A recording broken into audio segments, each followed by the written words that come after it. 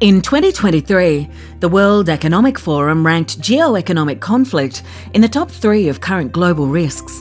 It highlighted an increasingly fragile global economic environment characterised by volatility, supply disruption and coercion. Economic security involves a nation's ability to freely and fairly engage in the global economy while managing its economic vulnerabilities, whether foreign or domestic, accidental or intentional, the consequence of human or natural forces. In securing modern economies, governments must address 7 key vulnerabilities. 1. There is the vulnerability that arises from economic dependence on another country, for example in trade and supply chains, and the coercive use of that economic dependence and vulnerability by the dominant nation. 2. There is resource depletion and scarcity, such as fuels, basic goods, parts, during natural disasters, pandemics and war, as our experience from COVID-19 showed us, and as the world is facing because of the war by Russia against Ukraine. 3. A third vulnerability is damage from cyber attacks.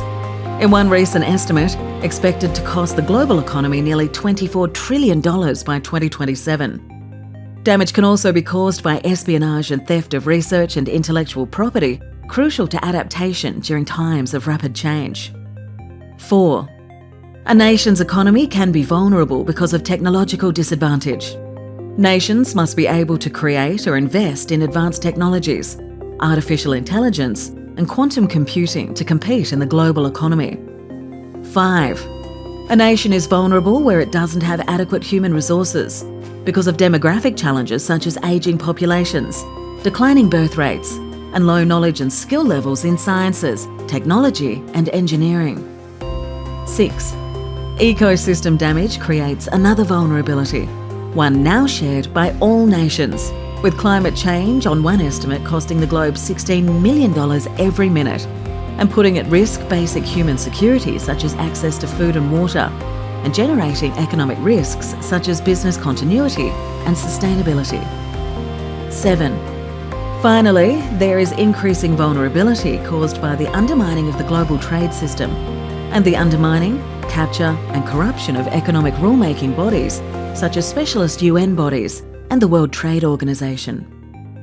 Nations such as Australia need whole-of-government oversight and coordination of strategies and bureaucracies designed to address these vulnerabilities.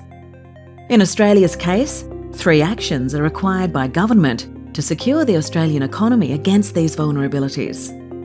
A National Economic Security Committee needs to be created to sit alongside and complement the existing National Security Committee in the Department of Prime Minister and Cabinet.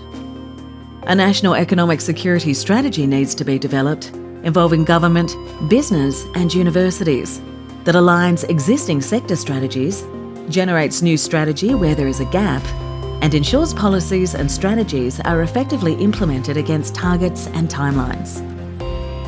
Finally, in a world of economic interdependence, there must be a collective approach to economic security, with allies and like-minded countries to secure shared prosperity and well-being, and an Australian initiative led by the Department of Foreign Affairs and Trade to build collective economic security in our region.